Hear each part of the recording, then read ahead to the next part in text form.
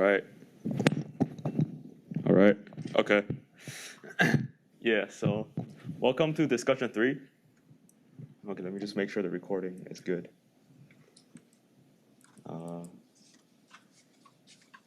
Yeah, okay. All right. Welcome to discussion 3. And I'm not Eric, I'm Jerry. I'm the other GSI who's usually teaching the second section. So the section from 6:30 to 7:30. And I'm just covering for Eric's discussion today. So yeah, Eric will likely come back. Hopefully he'll come back soon. Yeah. So today we'll just be talking about relational algebra as well as some Java intro. But anyways, let's get started. So first of all, some logistics. Homework 1 was due yesterday, last night specifically, and there are no late days for homework, so you can no longer submit homework 1 if you have not. But you get 2 free drops on homework, so you can just not submit 2 homeworks and still get full points. Right? Project 1 is due tonight, so please wrap up soon. And yeah, there is a possible late submission. You have 4 free late days, I believe, for the project, so you can technically submit up to May 20th and still get full points on the project. Homework 2, I believe, has been released sometime midnight to a couple hours ago, and it is this alongside with project 2, which will be released tonight at midnight or sometime earlier tomorrow, will be due together on May 28th, which is a Tuesday, 2 days before the final exam, or 2 days before the midterm exam. Sorry about that. So make sure get started on the homework 2 and project 2 early. So here are just some additional tips you can use to you can incorporate to help you complete project 1 if you haven't. So I would recommend coming back to this slide afterwards so you can take a look. I'll upload this as soon as we finish today's this discussion. So I guess, does anyone have any questions about logistics? Did you go back? Oh, yeah. Okay. Okay, yeah, okay. All right. Yeah, so that's it about logistics, and you can get started on relational algebra. So relational algebra, it is a way to represent SQL queries without using a specific SQL syntax. So it's more like a mathematical notation for representing SQL queries. And it's a great way to help you better understand how SQL queries are evaluated, as well as it can better help you to write better, so higher quality, more efficient, as well as potentially more complex queries as well. I believe we talked about this last lecture, so hopefully just a review of the higher level definition of what relational algebra is. So there are many operators in relational algebra, and the very first and probably the most fundamental operator is the selection operator. And selection is a way you can select or basically get the rows you want from a relation. All right. So again, relation is just another name for table. So selection operator is a unary operator. So it means that it only takes in one operand. So in this case, it only takes in one operand, which is the relation here, a table, namely. And you can select rows from this table based on certain conditions. And conditions are a series of comparisons connected by logical and or logical ors. So for example, in this first example here, the condition is written as the subscript over sigma. It says drink equals T and major equals CS, right? So this is a logical AND operator, and this together is the condition of the selection.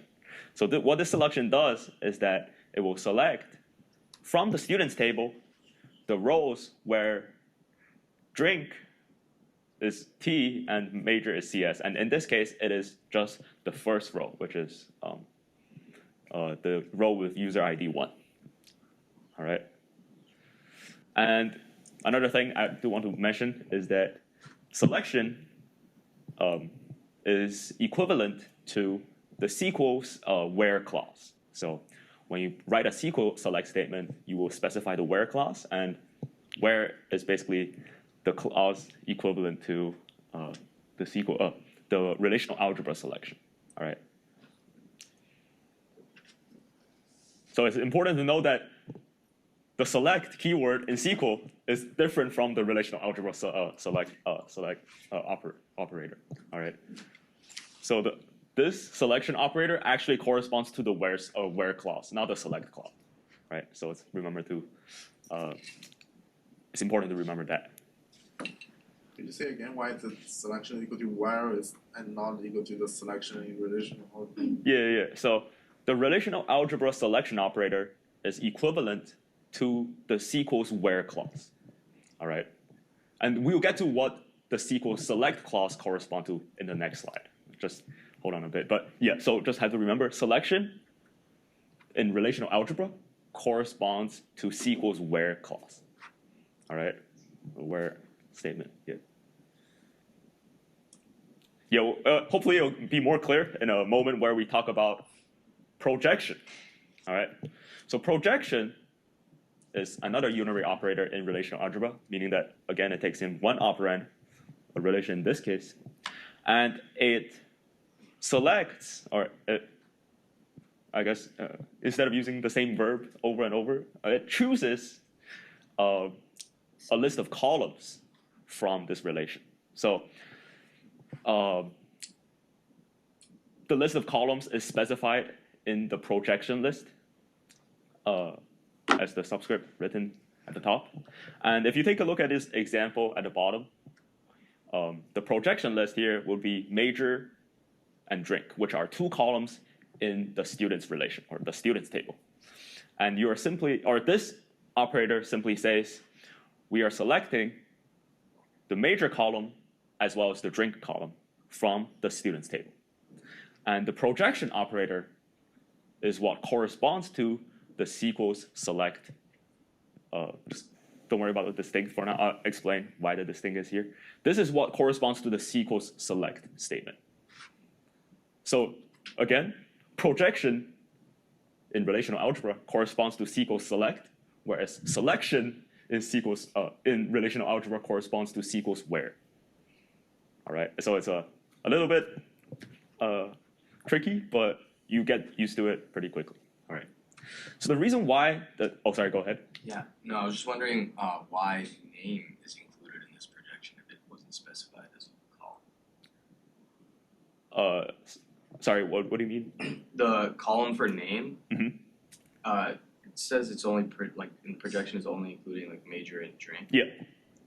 But Oh yeah. So this is the original table, and the result of the projection would be this. Yeah. Thank you for a great question. Thank you. Yeah, no problem. Yeah. So that on the right will be the final result of this projection operator. Yeah.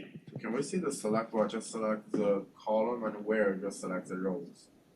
The SQL command.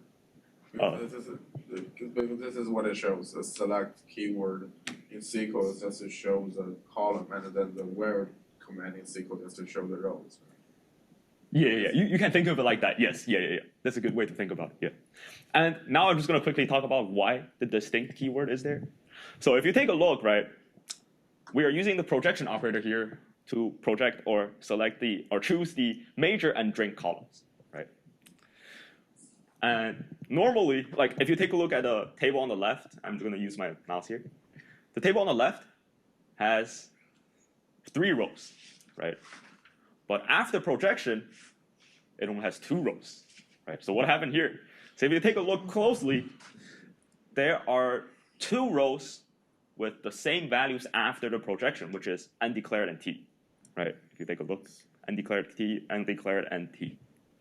And relational algebra, by default, removes duplicates. So relational algebra, again, to put in another word, it follows set semantics. So all duplicates will be removed by default, which is not the case in SQL, right? To remove duplicate rows in SQL, you have to use the distinct keyword. So that is why the projection operator from relational algebra actually corresponds to the select distinct keyword in SQL. All right, so does that make sense? All right, does anyone have any questions about select or projection? All right, so if not, we will continue to the next slide. So we're just not talking about some set operators. So this is, again, very similar to SQL, and likely you have used this in project 1 as well. So they're just a way to perform set operations on relations or results of relational algebra queries or statements, whatever. And to perform or to use set operators, so the first thing you notice is that, is that set operators are what we call binary operators. So they take in 2 operands. So take in relation 1 and relation 2. Or maybe it can also take in a relational algebra equation 1 and relational algebra statement 2. Or, yeah, but okay. Anyways, and the second thing you have to keep in mind when you're using relational algebra set operators is that when you are, the 2 operands of the set operator must be compatible. So compatibility is defined as the relations on the 2 operands, must have the same number of fields. And field in this case is just a synonym for columns or attributes, whatever you want to call it, fields. And the corresponding fields must have the same data type. All right? So these are the 2 things you have to strictly follow when using set operators in relational algebra. And this is actually the same case for SQL as well. So to use set operators in SQL, you also need to make sure these 2 conditions are met. All right? Does anyone have any questions about anything mentioned here? All right, so let's take a look and see each of them, what they mean. So union operator is taking the union of 2 relations, or again, the result of 2 relational algebra statements. And it basically creates a relation. The result of the union will create a relation that contains records appearing in both, or in either relation 1 or relation 2, right? And again, needless to say, set operators follows set semantics, so it will remove duplicate records. So for example, if we are unioning the undergrads table, or the undergrads relation, as well as the grads relation, you will just get this. All right? Does anyone have any questions about union? Yeah. So does it compatible here, let's set the requirements that the 2 table must have the same column name, right? It must be the name major instead of like grad could be named GPA major, so it will not work. Yeah. So that's a good way to think about it. Usually, if you follow like a good style, good naming style, typically like the column name, if two columns have the same name, they likely mean they correspond to each other. So it means like they have the same data type. But strictly speaking, for set operations to work, it just need these 2 tables to have the same columns, have the same number of columns, and the same column data types for each column. So I can have name here. I can technically have, let's say, maybe like, let's say Unique names. a unique name. Yeah, that's a good one. So as long as both of them are of type like string, I can make take the union of these 2 relations. Yeah, great question. All right. So the next operator is a set operator is intersect. So it again takes the records or the rows that exist in both relation 1 as well as relation 2, and also again removes duplicates because it is set semantics. And if we take a look at here, the only duplicate is just Alice and CS. So that's why the result will just be Alice and CS. All right. Very easy. And last thing, or the last operator, is set difference, right? So set difference basically takes the rows that is in the first relation but does not appear in the second relation. So this is a very important definition to remember because we use a lot of set difference. Like set difference is actually a very important operator. You likely will use in the homework, the project, and as well as on the exam. So make sure you understand set difference very, very well. And the definition is simply just, you take all the rows in the first relation, sorry, the result will be the rows in the first relation that does not exist in the second relation, right? And in this case, a row that exists in the first relation that does not exist in the second relation is just Bob and aerospace, right? And if we do undergrads, so that's assuming we do undergrads minus grads. So undergrads will be the relation 1. And because of that, the result will just be Bob and aerospace, right? Because this is the row that exists in the first relation, but does not exist in the second relation. Okay, so does anyone have any questions about that? Okay, so we're gonna talk more about set difference later on, but let's move on for now. So we covered the 3 set operators. Now we're just gonna talk about cross product. So I mentioned briefly in Tuesday's discussion, in my discussion, that we briefly talked about how joins work in Tuesday, but I said that we have to wait a bit until we cover relational algebra to fully understand what join is actually doing. And now, cross product is a very important operator to understand before we can understand what join actually does. So cross product, very simply, what it does is that it takes, again, it is a binary operator, meaning that it takes 2 operands or 2 relations in this case, and it combines the 2 relations by taking each row in the first relation and combine it with each row in the second relation, right? So it's kind of like if you taken math courses maybe in North America, people say like FOIL to distribute, something multiplication. It's basically the same thing. So you take the first row. In this case, you will take the first row on the left, combine with both rows on the right, or both rows in the second relation, and then you take the second row here and combine with both rows on the second relation again, which is why you get the relation on the right. So you get 4 rows in total, and yeah. So let me just give you a quick quiz or question. So say if I'm cross-producting 2 relations, and the first relation has 4 rows, and the second relation has 3 rows, what will be the end result? What is the number of rows would I have in the final relation after the cross product? 12? Great job. Yeah, exactly. So cross product is just taking all the rows in the first row and multiplying by combining with all the rows in the second row, in the second table. Sorry. All right. And one key thing to note is that when you are cross-producting 2 tables, there may be duplicate column names. And to resolve this confusion, you likely need to use something called the rename operator, which is something we're going to talk about next. All right. So for example, the previous table here now has 2 columns named major, so we need to resolve that, right? So, okay, anyways. So renaming, it allows basically, the renaming operator in relational algebra allows us to rename either an entire relation or an entire table, or it can allow us to rename specific columns in a table, or it can allow us to rename both of them. So in this case, this is the full form of a renaming operator. So let's just go over each part of the operator one by one. So the first thing is the expression part of this operator. So the expression here, you can see I'm hovering my mouse over here. This is what is being renamed. So, or specifically, this is the relation that is being renamed.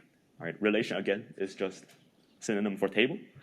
And you can also use a relational algebra expression here as well. So, like any relational algebra expression will, like the end result will produce just another relation. So that's why like a relation and a relational algebra expression are kind of can be used interchangeably in this case. All right.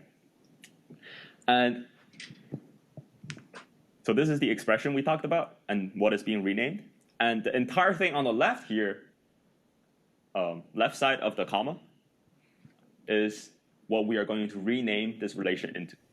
So specifically, the new relation name here, you can see my mouse hovering, this will be the name you want to rename the old relation into. All right. And so this indented bullet point, what it's saying is that you do not necessarily have to rename an old relation into a new relation if you don't want to. If you only want to rename some of its columns, you don't have to specify a new name for this relation. Right? So that's what this point is saying. All right. And lastly,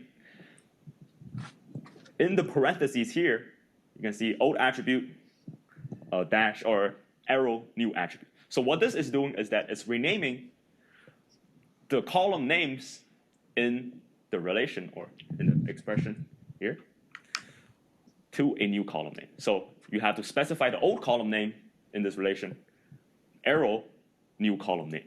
So that's what you got to do to rename the columns. All right.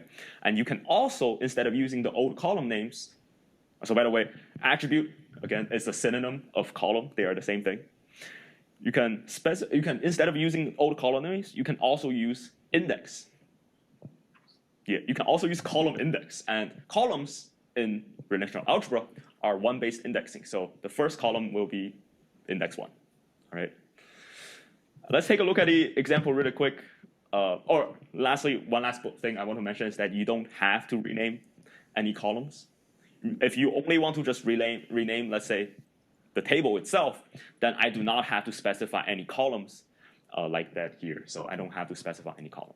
I just need to specify the new name for the table. All right. Let's take a look at the example. So I think this will hopefully be more clear. You can see that on the right-hand side of the comma, right, I'm taking the union of undergrads and grads. So this is what we call a relational algebra expression. Right? This is not one single table. It is an expression that is unioning two tables. Right? And the result of the union will again be another table. So that's why I was saying the result of a relational algebra expression and a relational algebra table or relation are pretty much interchangeable because they are essentially the same thing, right? And after we take the union, we get this, right? So because we already went over this example, we won't talk about it more. And now we want to, so what this renaming operator is saying is that I'm renaming the result of this relational algebra expression into students' name. So this new table will now be called students. So that's what it's saying, right? And then for the column named major, okay, so it's lowercase there, but it really should be uppercase. But anyways, major will now be renamed to area of study. All right. So that's what this renaming operator is doing. And as you can see, after we apply the renaming operator, the table now becomes students, and the column now becomes area of study. Yeah. Could you say again what is the rows there? Which row, sorry? The R8, the semicolon row, students, or P, that one. Oh, okay. So RA means is an acronym or yeah, it means relational algebra. What is that one? This is a colon. It just No, not colon. Just since after colon. What is oh, row? sorry. This is the renaming operator. Oh, okay. Yeah. Sorry, I should have gone over this first place, but this is the renaming operator, like the P looking thing. I believe. I don't think that's a P, but I'm just gonna call it a P for now. Oh, Yeah. should call it again. That is the renaming operator. Just like how the select operator is a lowercase sigma, and the projection operator is lowercase pi. All right. So does anyone have any other questions about renaming before we talk about join? All right, cool.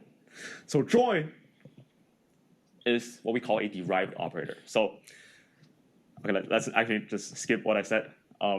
It is a way to combine information from two tables with some correlation. All right. So the most basic form of join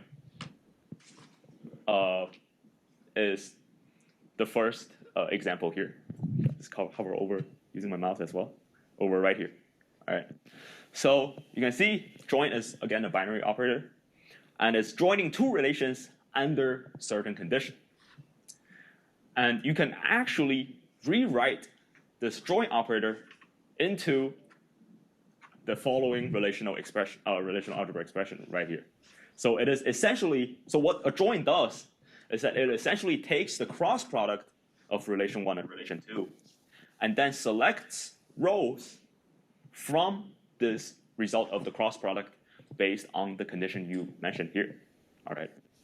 So the condition, again, it is just a series of comparisons connected by either logical AND or logical OR.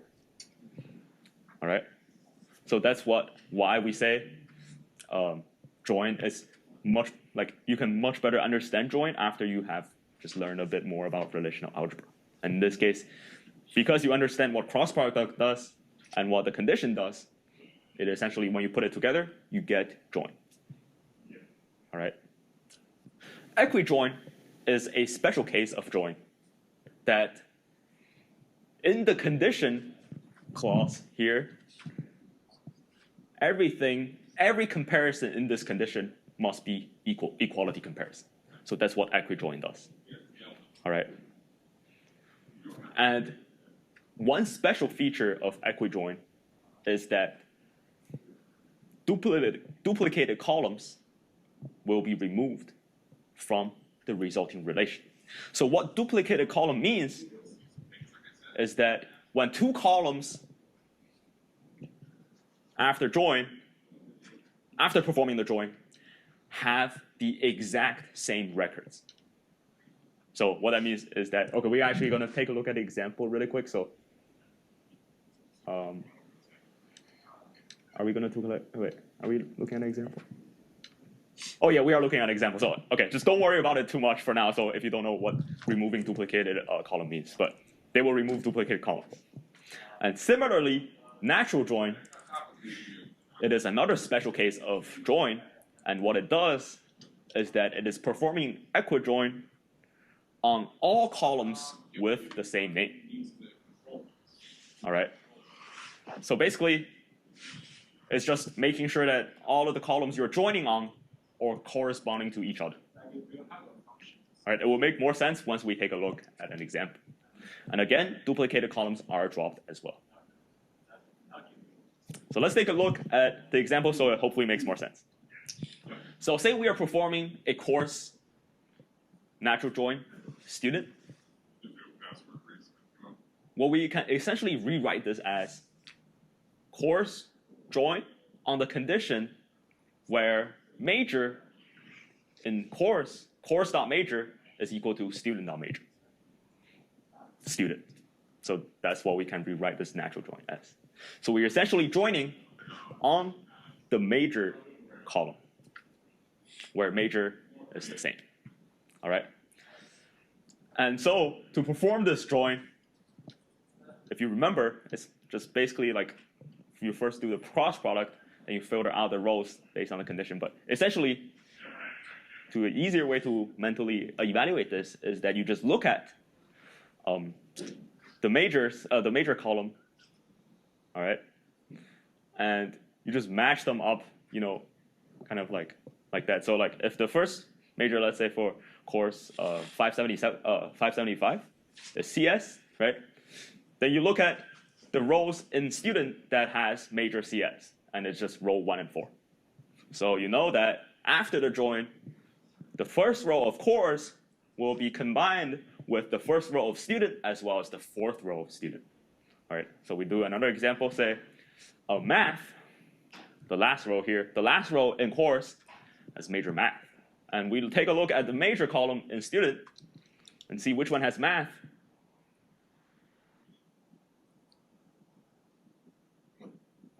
And none of them have math, and I don't know, oh yeah. And none of them have math, right? So this means that math, after performing the join, will not be in the resulting table because there's no rows in the students table that have a major of math. All right. So does that make sense? Yeah. So in the definitions of part course, same name means that the same name on the selected column. Yes. The same name of the columns. And in this case, it is major. Yeah. And now let's take a look at the resulting table. So we mentioned how like the first row in the course will be joined with the first and fourth row of student. And you can see that this is the case because the first row here is 575 and it's joined with row 1 here, and it's joined again with row 4 here. Right? And what we mean by removing duplicate column is that after join, we likely will see that you will have two major columns because one major column is from the course table and another major column is from the students table, right? But after join, because we join on the condition that major column in course is equal to major column in student, these two columns will be the exact same, right? So that's what we mean by a duplicate column. And because they are duplicated columns, in relational algebra, we just remove the second column that is duplicated. In this case, we only keep one major column here. All right, does that make sense? All right, cool. So that's what a major or duplicated column means. But one thing that I want to ask you to keep in mind is that in SQL, all right, duplicated columns are actually not removed when you're performing a join. All right, so that's why in SQL, at least that's what I remember. So make sure you check SQL when you're doing SQL, writing joins in SQL. Make sure that you are either renaming the duplicated columns later on, or just make sure you reference them correctly. All right. Nice. So that's pretty much it about join. And I believe there's one last operator that we're going to learn, and we're going to do some practice problems. So the very last operator that is also very important, but it's slightly difficult to understand, is the division operator. All right. So I know this slide seems pretty long, and it actually is pretty useless for like the last couple columns. It provided 3 translations into English, but none of them really make any sense. So I'm just going to explain the mathematical formula or like the mathematical notation as the second bullet point here. So as long as you understand that, you don't have to understand none of the English stuff at the bottom. So first of all, division is again a binary operator. So it takes 2 operands, 2 relations in this case, or relational expressions. And let A be, let's just for simplicity say, a relation with 2 columns, x and y. And let B be a relation with 1 column, y. All right. So as you can probably see, like the reason why y appears in both relations is because they represent the same column, the column with the same name, pretty much, or essentially the column that corresponds to each other. For example, it will be something similar to the major column from the last example. All right. And then A divided by B means, or it is defined as, okay, so let's ignore that. Define as, okay, so it is defined as all x values in A, because x only exists in A, right? All x values, the set of all x values in A such that for all y value in B, there exists an xy in A. So that's what this mathematical notation transforms into plain English. So that's how you read it. But what does that exactly mean, right? So it basically means let's just take a look at one single x. So an x, in order to exist in the result of the division, must correspond to all y values in B. All right? So for each x to exist in the result of the division, this x must have a y value in A, and this y value, it must have all possible y values in B. So that's what it means. So this will be useful for some queries like select all students, select the students in the students table who have taken all courses in the course table. Or something like, I believe the lecture example is something like, select the sailors who have rented all the boats or something like that. So you'll be looking for the keyword all here. So that's what this is saying. So it is getting, the result of the division again is getting all the x values such that that has all the values in B. So that's what for all there is doing. For all y in B, it has a corresponding value in x. All right. So anyways, let's take a look at an example. So hopefully it makes more sense. I would have skipped the English translation at the bottom, but let's take a look at this example. All right. So here are the tables that we're going to use for the purpose of this example. And let's just take a look at what A divided by B will give us. All right. So A is this huge table here, and B is just a table with 2 rows. And one important thing I do want you to notice, or to make sure you see, is that A has columns x and y, and B has column y. So this must be the premise when you're performing a division. If A has more than 2 columns, or B has more than 2 columns, then you cannot perform the division. So the division must be performed when the first relation has 2 columns, and the second relation has 1 column. All right. So the let A, x, y, and B, y here is actually a very important premise of division. All right. Yeah. Sorry. So if A has like 3 columns, B have 2 columns, it's also not working. It must be 2 and 1. Yeah. Yeah. And there is a workaround to it. And you can think about what's the workaround to it. Okay. Just think about what we have learned so far and how you can only get some columns of a table rather than all of the columns, right? We learned something already. All right. So let's say A only has 2 and B has 1. So this meets all the premise we need for division, right? So what A divided B will give us, so by the definition of division, it will give us a set of user IDs such that this user ID has taken, or has, I will just use the verb taken here to associate these 2 tables. The user has taken all of the courses in B. All right. So if you take a moment to look at table 1, table A, and table B, and think about which users have taken all of the courses in table B. All right. When you have an answer, feel free to shout it out. 2 and 3. 2 and 3? Great job. Exactly. So that's what the division gives you. Right? So similarly, A and C, so A divided by C, is just saying you want all of the user IDs that have taken all of the courses in table C. All right, so in this case, it's just, I believe, 2.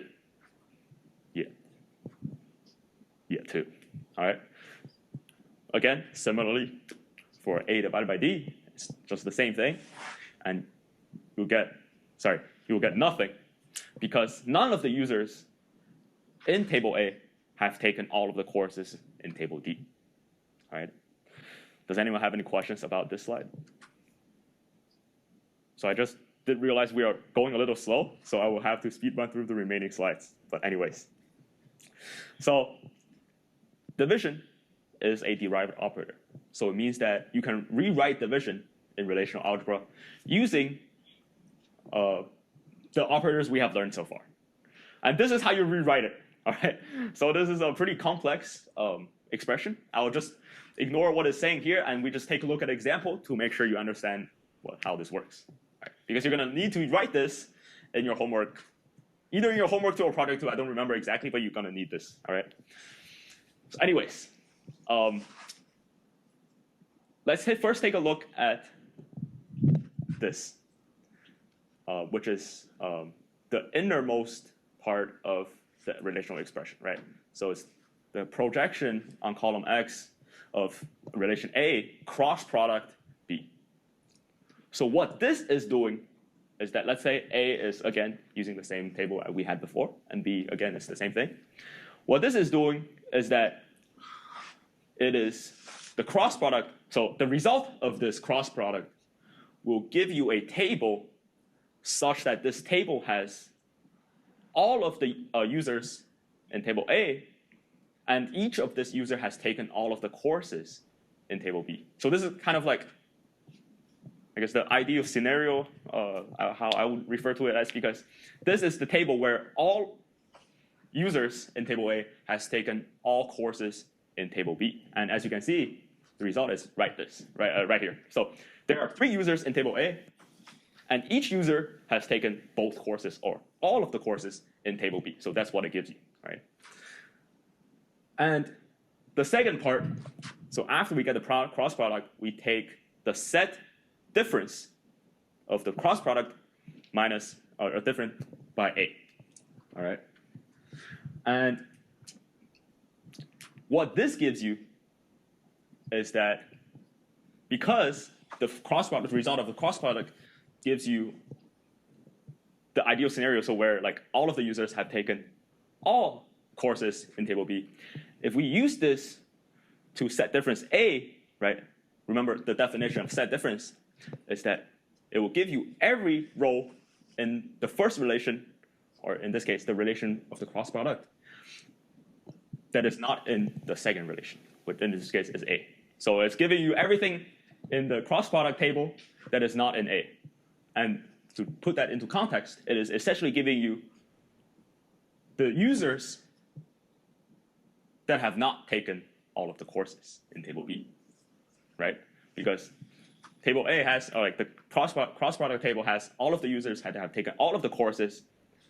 And if they don't exist in table A, it must mean that they in table A did not take all of the courses, right? So that is why the result of that will give you, just gonna take a look, user 1. And because user 1, if you take a look, user 1 actually did not take either of these classes, right? So that is why user 1 will be the result of this. This is what the relational expression is trying to get here, all right?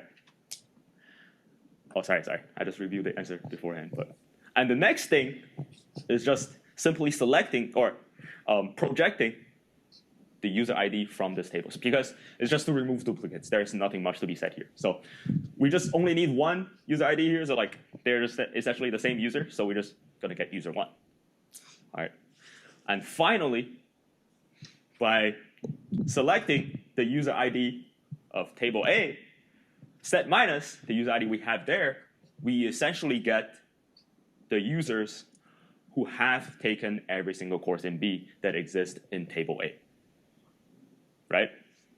So that's what this huge, very complicated relational expression does. And if you understood that, great job. But if not, don't worry too much. Feel free to just put this on your cheat sheet if you ever need it. But anyways, so like I said, you will be writing this expression in SQL, and I forgot either homework 2 or project 2.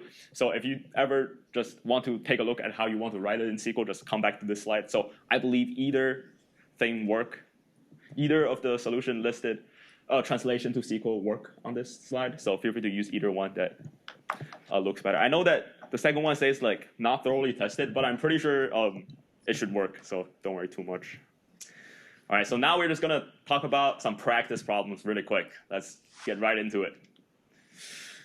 So this is the same example table relations we used as last time when we talk about inner joins.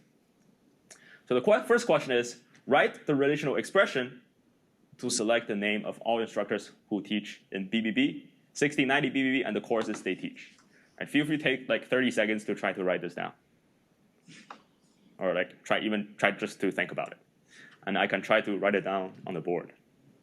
using a marker.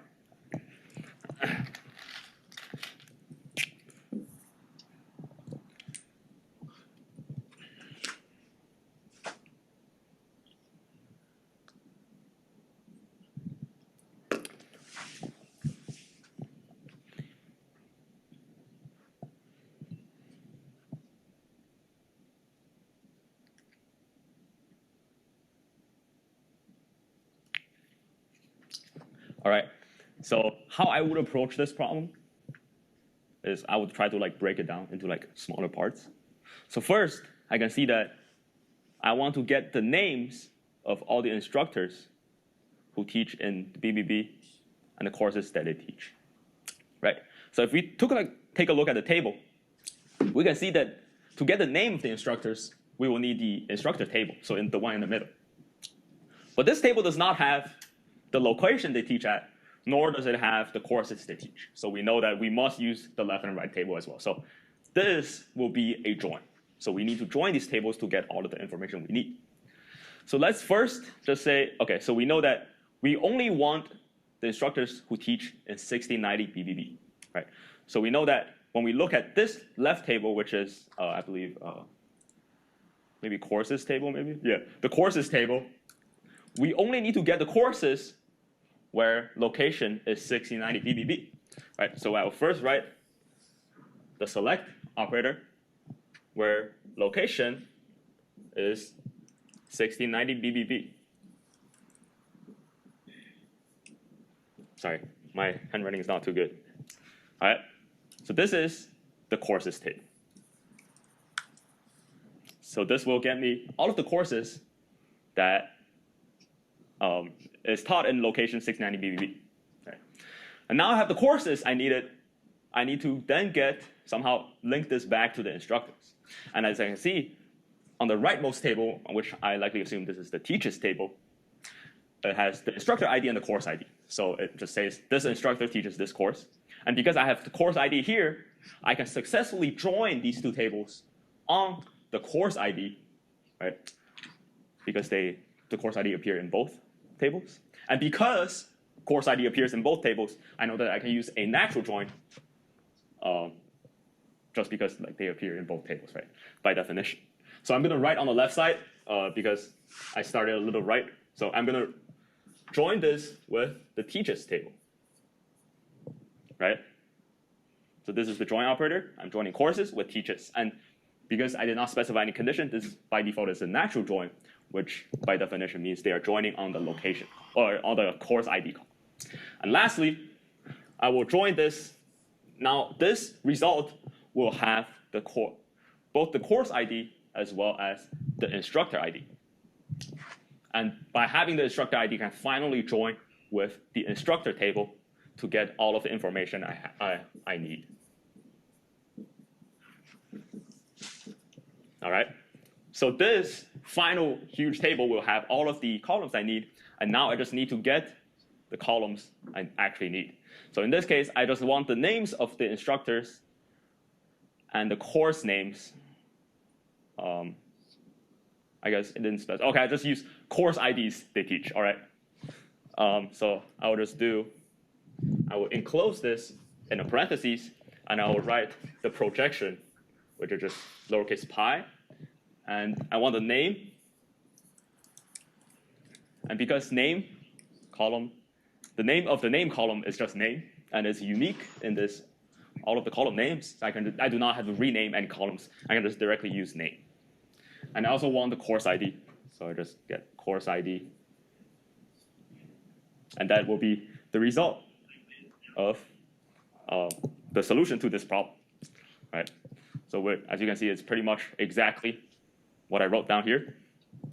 And you can see that there are actually two ways you can do this problem. All right, there are actually more than two ways you can write this relational algebra expression. But here just lists two ways you can write it. So you can either select the location before you perform the join, or you can join everything first, and then you filter out the rows that you don't need, right? And which way do you think is faster? Second one? Why do you think so? Because the second one we just use I don't know, I guess. The second one, we just do 3 nature joins and then we start implementing that. Yeah, does that? I was gonna think the first one. First one? Because I kind of remember last semester I was taking 281. We had like the relational database program, and the joins were like one of the most expensive operations. Yeah. Interesting. All right. I won't answer this question now, and we will talk more about this in the second half of the course, actually. So don't worry too much about which one is more efficient. Just either one will work. Will get you full point on the exam or homework and project. All right, homework. So why do I not need the conditions? Why do I not need to specify the conditions here? It's just simply because we're doing natural join. All right. And question 2, we're just trying to spot the places in these 2 queries that are incorrect. All right. So both of them are actually very subtle. I'll give you like 1 minute to look over the first one to see where do you think the error is.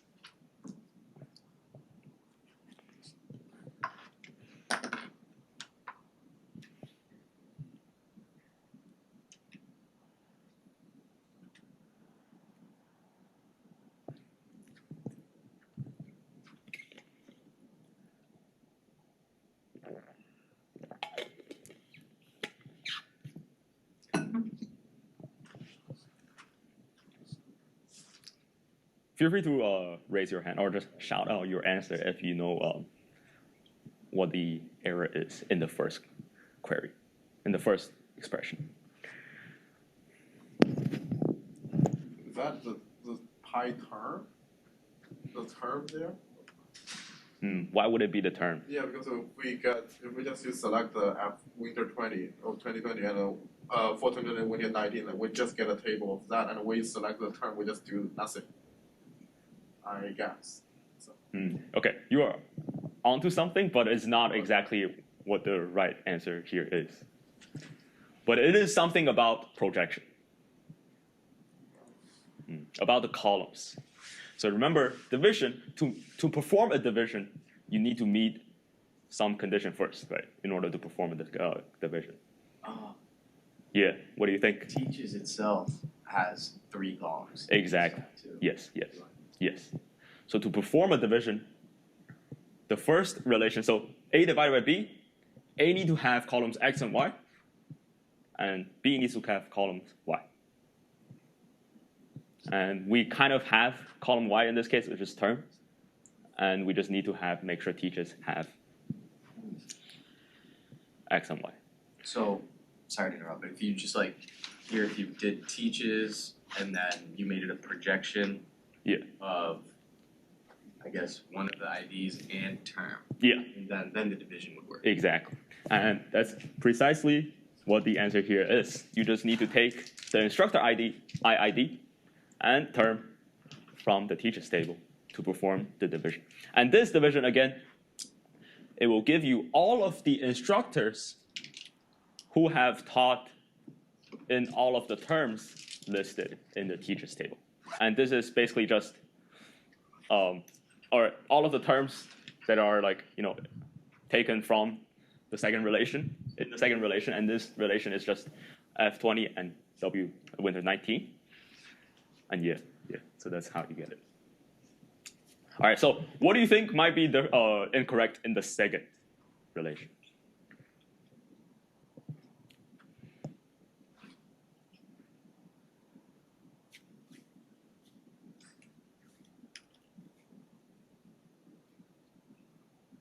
Yeah, this one is even more subtle than the first one, I would say. I don't think I got it the first time I looked at this, like I had to cheat a bit. So if you got this one, you are better than me,